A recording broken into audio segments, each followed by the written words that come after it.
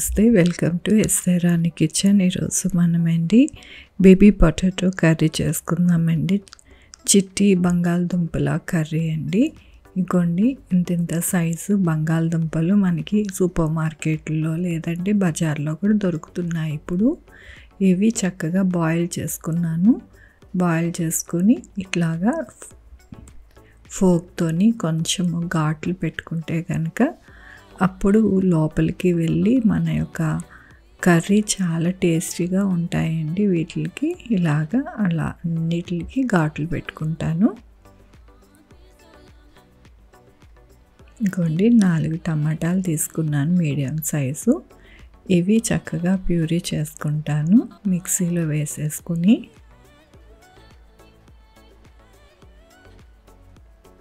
ఇంకోండి ఇలా మిక్సీలో వేసుకుని ప్యూరీ చేసుకున్నాను. ఇది పక్కన పెట్టుకుందాము. ఇప్పుడు నేను ఒక 10 గ్రామ్స్ బటర్ వేసుకున్నానండి. ప్యాన్లో వేసుకొని చక్కగా మనము బాయిల్ చేసుకున్న బేబీ పొటాటోస్ ఉన్నాయి కదా, వాటిని ఇందులో టాస్ చేసుకోవాలండి. దానివల్ల ఏమవుతుందంటే మనకి చక్కగా పైనంతా లేయర్ అంతా క్రిస్పీగా, లోపలేమో సాఫ్ట్గా, అలాగే మనము బటర్లో ఫ్రై చేసుకోవడం వలన చాలా టేస్టీగా అనిపిస్తుంది తినేటప్పుడు. అందుకోసమని ఇది కొంచెం దాంట్లోని మనము వేయించుకుందామండి. చాలా టేస్టీగా ఉంటుంది. మరీ ఎర్రగా వేయించక్కర్లేదు, లైట్గా. ఇప్పుడు మనం కోడిగుడ్లు కూర వేసుకునేటప్పుడు కోడిగుడ్లు వేయించుకుంటాం కదండి నూనెలో, అలాగే ఇవి కూడా వేయించుకొని ఆ గ్రేవీలో వేసుకునేటప్పుడు చాలా రుచిగా ఉంటుంది. చూడడానికి కూడా చాలా బాగుంటాయి. అందుకని ఇలా వేయించుకోవాలి. ఇందులో కొద్దిగా పసుపు అండి, ఎక్కువ అవసరం లేదు. కొద్దిగా పసుపు వేసుకుంటే కలర్ఫుల్గా ఉంటుంది మన బేబీ పొటాటోస్. ఇవి వేయించేటప్పుడు అండి హై మంట పెట్టద్దు, మీడియం మంట పెట్టుకుని చక్కగా వేయించుకోవాలి. లేకపోతే అక్కడక్కడ మాడిపోతాయి. మనం ఎక్కువ బటర్ వేసుకోలేదు కదండి, 1 స్పూన్ వేసుకున్నాము. ఆ స్పూన్లోనే మనం చక్కగా వేయించుకుంటున్నాం కాబట్టి చక్కగా సిమ్లో పెట్టుకుని వేయించుకుంటే మనకి బటర్ సరిపోతుంది. అలాగనే ఇవి మాడకుండా బేబీ పొటాటోస్ చక్కగా క్రిస్పీగా వేగుతాయి. చక్కగా వేగిపోయినాయండి. ఇలా వేగితే చాలు, ఇంకా ఎక్కువ వేయించకూడదు. ఇలా వేగితే సరిపోతుంది. ఇప్పుడు మనం కర్రీ చేసుకుందాము. ఇక్కడ 3 స్పూన్స్ ఆయిల్ వేసుకున్నానండి. ఇందులో కొద్దిగా జీలకర్ర వేసాను. 2 మీడియం ఉల్లిపాయలండి, ఎక్కువ కాదు, సన్నగా తరుక్కున్నాను. ఎక్కువ అవసరం లేదు. మీడియం ఉల్లిపాయలు 2 ఉల్లిపాయలు కోసుకున్నాను. ఇక్కడ చిటపట ఆడుతున్న జీలకర్రలోని మనం ఉల్లిపాయలు వేసుకుని వేయించుకుంటున్నాము. కొద్దిగా కరివేపాకు అండి, ఒక రెప్ప కరివేపాకు వేసుకుంటున్నాను. 2 పచ్చిమిర్చి అండి, 2 ముక్కలుగా 2 పచ్చిమిర్చి వేసుకుంటున్నాను. మరి సన్నగా మరి పీలికల్లాగా మనం చేసుకోక్కర్లేదు. తుంచుకొని 2 ముక్కలుగా వేసుకుంటే సరిపోతుంది. ఇంకోండి ఇలాగా ఉల్లిపాయ మనం వేగితే చాలు. ఇప్పుడు అల్లం వెల్లుల్లి పేస్ట్ వేస్తున్నాను, 1 టీ స్పూన్ వేస్తున్నాను. ఇప్పుడు దీనిని వేయించుకుందాము. ఉల్లిపాయ ఎక్కువ వేగక్కర్లేదు, ఈ కలర్ వస్తే సరిపోతుంది. పచ్చి వాసన పోయేలాగా అల్లం వెల్లుల్లి పేస్ట్ని వేయించుకుందాము. కొద్దిగా పసుపు అండి, ఎక్కువ అవసరం లేదు. కొద్దిగా పసుపు, ఇందాక మనం పొటాటోస్లో వేసుకున్నాం కదా. ఇప్పుడు ధనియాల పొడి అండి, 1 టీ స్పూన్ వేస్తున్నాను. జీలకర్ర పొడి అండి, 1/2 టీ స్పూన్ వేస్తున్నాను. కారం అండి, 1.5 టీ స్పూన్ వేసుకుందాము.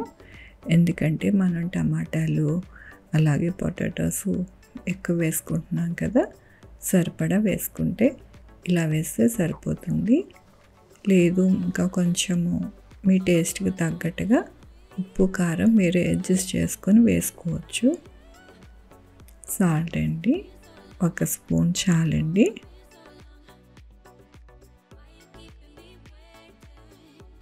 ఇప్పుడు టమాటాని మనము మిక్సీ వేసుకున్నాం కదండి, దాన్ని వేసుకుని వేయించుకుందాము.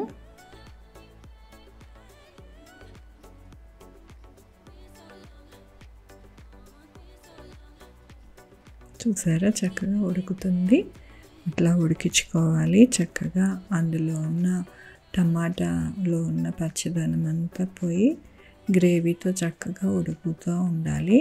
ఆ తర్వాత కొద్దిగా వాటర్ పోసుకోవాలండి. మనము ఆయిల్ పైకి తేలుతుంది చూసారా, అట్లా ఉడికించుకున్న తర్వాత వాటర్ పోసుకోవాలి. 100 ml అండి వాటరు.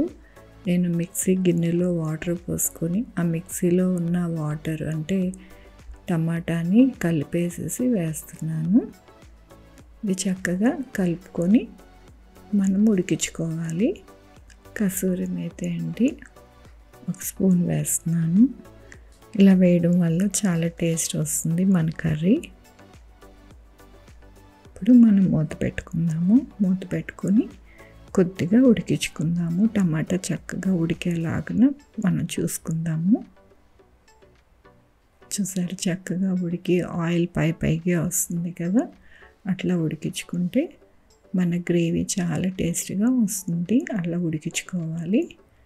చూడండి ఇలా కలుపుకోవాలి. మధ్యలో ఇలా కలుపుకోకపోతే అడుగు అంటుతుందండి, కాబట్టి కలుపుకోవాలి. మనం బటర్లో వేయించి పెట్టుకున్నాం కదండి, ఇప్పుడు వాటిని వేసేసుకుందాము. బేబీ పొటాటోస్ని వేసుకొని ఒకసారి కలుపుకుందాము. ఎక్కువసేపు ఉడికించుకొని అవసరం లేదండి, ఎందుకంటే ఆల్రెడీ మనము ఉడికించి ఘాట్లు పెట్టి ఫ్రై చేసి పెట్టుకున్నాం కదా. కొద్దిగా గ్రేవీలోని చక్కగా అవి మంచిగా గ్రేవీ పట్టే వరకు మనం ఉడికించుకోవాలి. ఎక్కువసేపు ఉడకక్కర్లేదు. కొద్దిగా కొత్తిమీర వేసుకుందామండి. కొత్తిమీర వేసుకోవడం వలన ఆ ఫ్లేవర్ కూడా మన గ్రేవీలోకి మంచిగా వస్తుంది. ఇప్పుడు మూత పెట్టుకుందాము.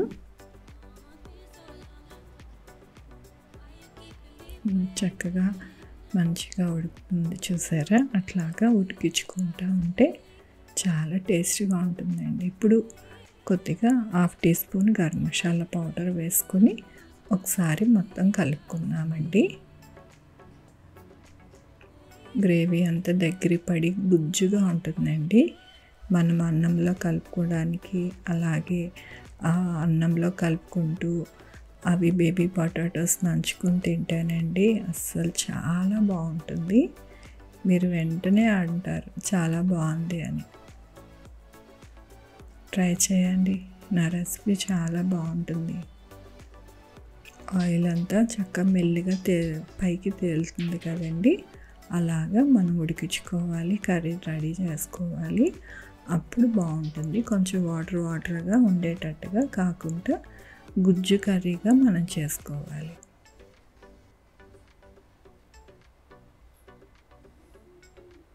చూడండి మన కర్రీ రెడీ అయిపోయింది. చక్కగా మంచిగా అయింది. లాస్ట్లో కొద్దిగా కొత్తిమీర వేస్తున్నాను. అంతేనండి మన కర్రీ మొత్తం. ఇలాగే చేసుకుంటే కనుక అసలు చాలా యమ్మీగా ఉంటుంది. నా రెసిపీ నచ్చితే కనుక లైక్ చేయండి, మీ ఫ్రెండ్స్కి షేర్ చేయండి, నా ఛానల్కి సబ్స్క్రైబ్ చేయండి. Thank you for watching. Thank you.